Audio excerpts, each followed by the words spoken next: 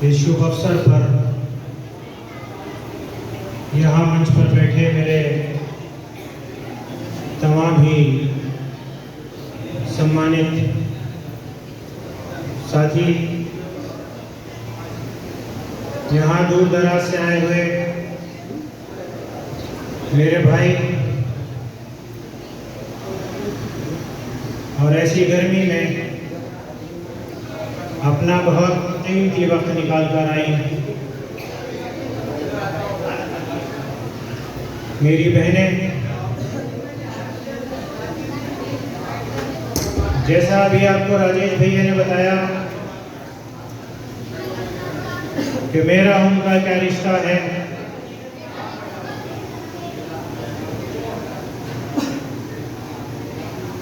और उन्होंने किस समय, किस मौके पर और किस वक्त में मुझे याद किया है। मेरे पिताजी के लिए जो राजेश भैया के उस्ताद थे, मैं समझता हूँ इस दुनिया में उनके लिए इससे बड़ी श्रद्धांजलि और कुछ नहीं हो सकती।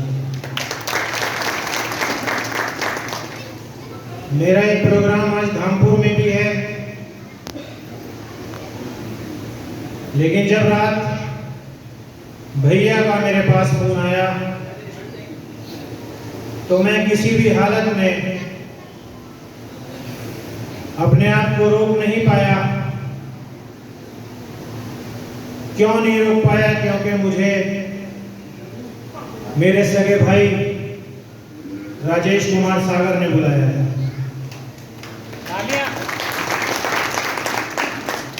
मैं इस शेर के साथ अपनी बात शुरू करूंगा कि आवाज देने से ही काफिले नहीं रुका करते, आवाज देने से ही काफिले नहीं रुका करते, देखा ये भी जाता है कि पुकारा किसने। सम्मानित साथियों, आज का ये मंच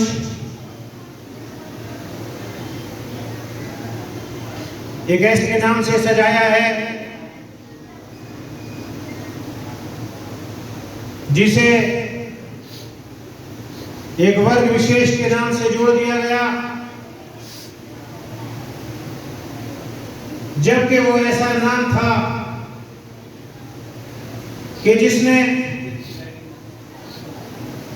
हिंदुस्तान में रहने वाले सिर्फ दलितों के लिए ही नहीं सोचा था, जिसने हिंदुस्तान के कोने कोने पर रहने वाले एक एक वर्ग के और एक एक धर्म के व्यक्ति के लिए बहुत करीब से सोचा था। ऐसे हालात में जब डॉक्टर भीमराव अंबेडकर जयंती होती है तो मैं फेसबुक पे, सोशल मीडिया पर और जहां भी मुझे जाने का मौका मिलता है, मैं वहां जाकर अपने दिल की बात कहता हूं।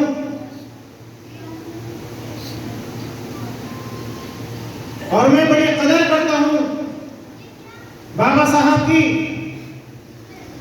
वो इसलिए कदर करता हूं कि जरा आप अपने दिल पे हाथ रखकर रात की तन्हाई में उनके बारे में सोचिए कि उस दौर में जब एक बार सड़क पे गुजर जाने के बाद लोगों को नहाना पड़ता था, जब सड़क पे चलने की आजादी नहीं थी, जब स्कूल जाने की आजादी नहीं थी, ऐसे वक्त में, ऐसे हालातों में, ऐसी जहरीली नजरों के बीच, और मैं बिल्कुल ये कहूं कि पंडित जवाहरलाल नेहरू और सरदार वल्लभ भाई पटेल जैसी जहरीली नजरों के बीच टाई पहनकर, कोट पहनकर, पैंट पहनकर, शर्ट पहनकर ये संविधान लिखा और ऐसे हालात बना दिए कि इन लोगों को भी उनके आगे घुटने टेकने पड़े, और न सिर्फ घुटने टेके बल्कि पूरी तरह से समर्पण कर दिया। इसलिए समर्पण कर दिया कि इन्होंने देख दिया कि न उससे ज्यादा कोई काबिल आदमी है और न हिंदुस्तान का संविधान उनसे अच्छा कोई लिख सकता है।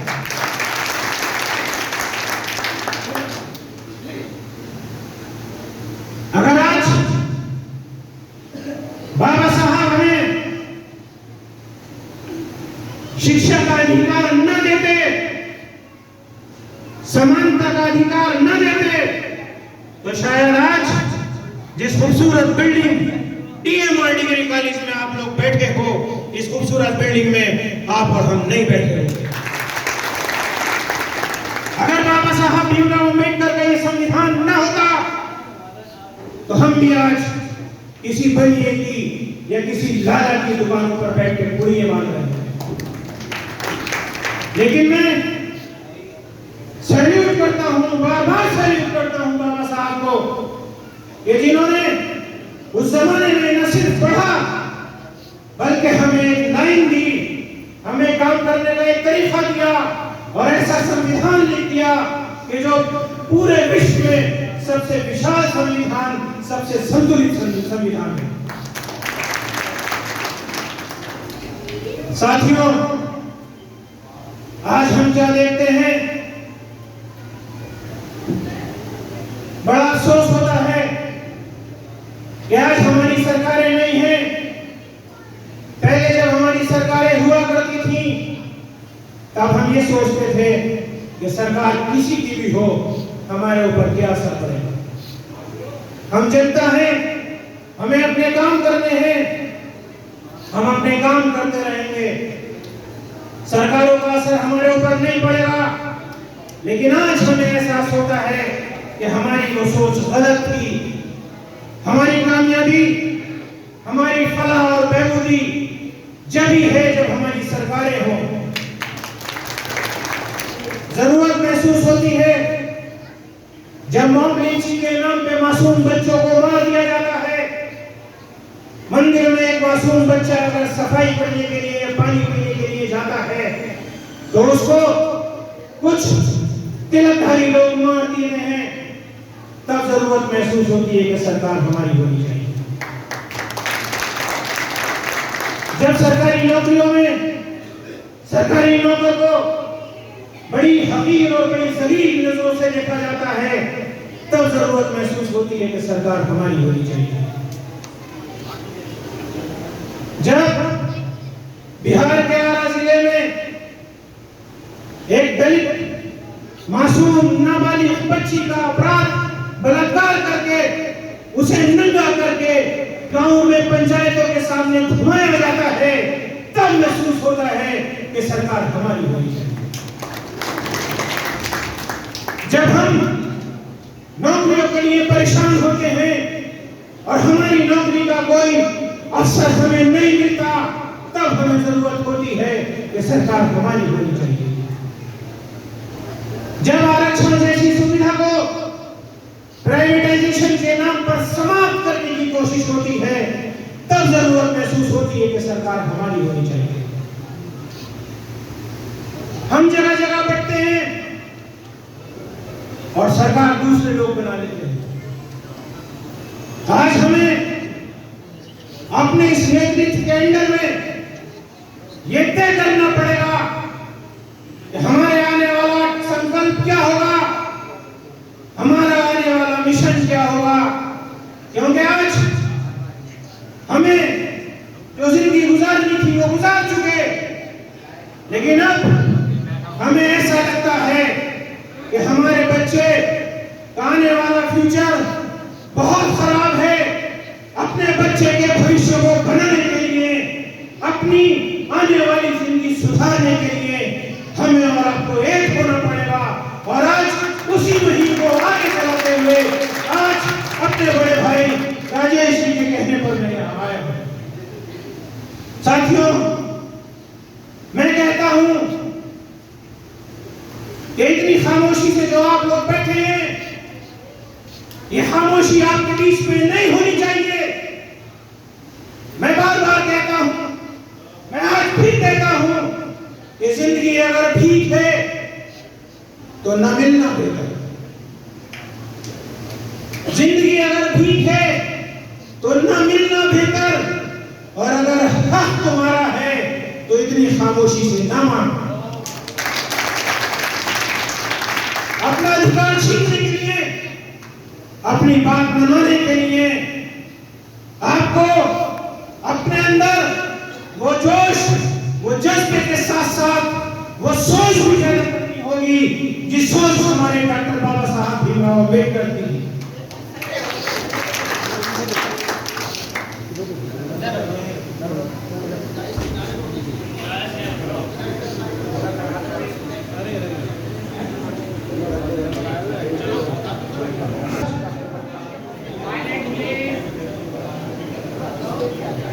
मैं आपके बीच आकर आपको ये बताना चाहता हूं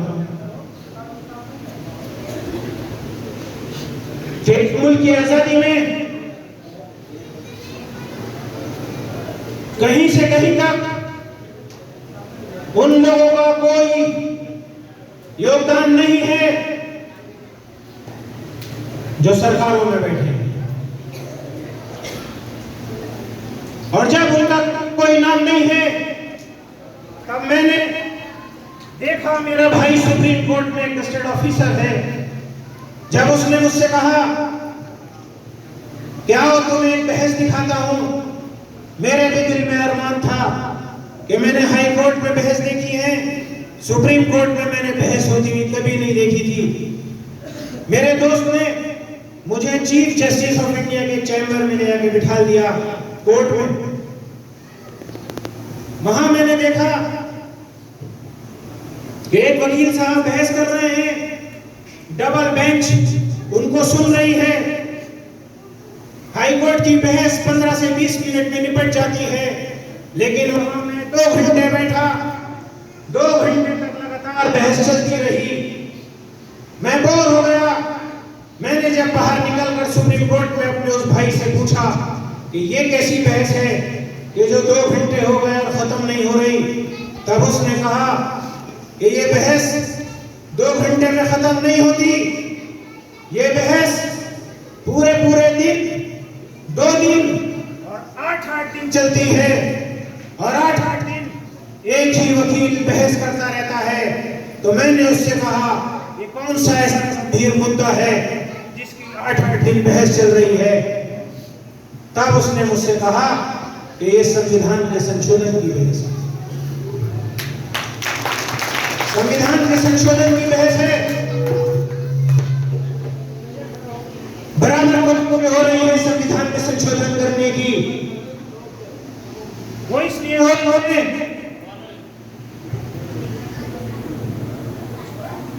वो इसलिए हो रही है कि आज जिस टाइम संविधान बना था उस टाइम इसके किसी का तरह का भी कोई रोल नहीं रहा था।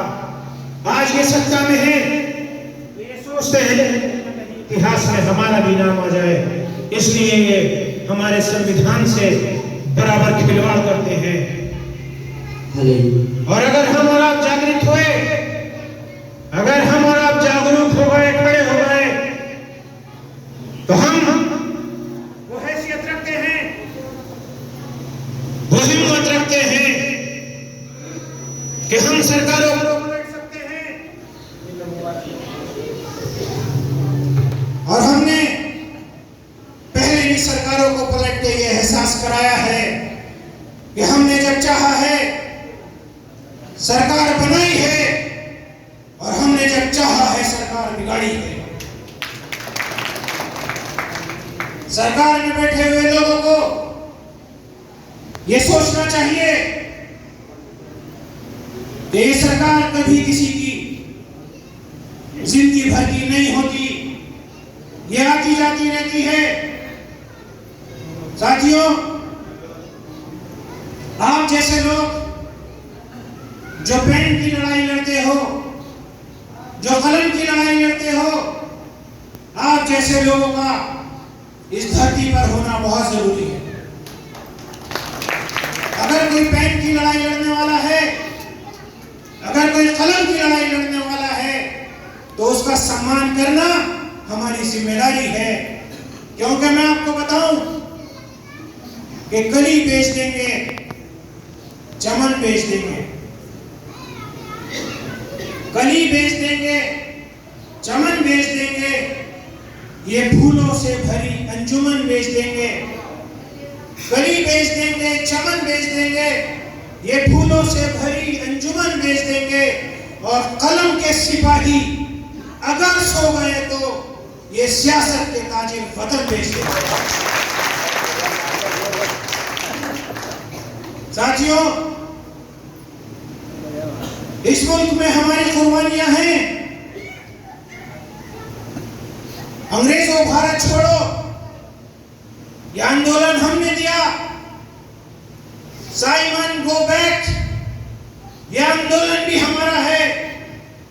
एक असहयोग आंदोलन शुरू हुआ था, असहयोग आंदोलन भी हमारा था। और असहयोग आंदोलन में हमारे ही एक आदमी की बहुत बड़ी शुगर की फैक्ट्री थी। उसने उस वक्त में वो शुगर की फैक्ट्री सिर्फ इसलिए बंद की थी क्योंकि उनकी फैक्ट्री में बनाई हुई शुगर इंग्लैंड जाती थी, और हमारी बनाई हुई चीज का फायदा अगर अंग्रेज उठा लें तो उसे हम लोगों ने बंद कर दिया। इससे बड़ी कुर्बानी और इस देश के लिए हमारी क्या हो सकती है। खिलाफत आंदोलन हमारा, इनकलाब जिंदाबाद। अशफाकुल्लाह खां एक ऐसा नाम जो भारतीय इतिहास में सबसे कम उम्र में फांसी का फंदा चूमने वालों के नाम अगर कोई है तो उसका नाम अशफाकुल्लाह खां है। साथियों, आज यहां पर जो एक शिक्षक दिवस मनाया गया, इस शिक्षक दिवस का मैं सैल्यूट करना चाहूंगा माता सावित्रीबाई फुले को। मैं उनको सलाम करना चाहूंगा आज, क्योंकि ऐसे हालात में अगर भीमराव अंबेडकर साहब की कुर्बानी नहीं भुलाई जा सकती तो सावित्रीबाई फुले जी की कुर्बानी भी नहीं भुलाई जा सकती।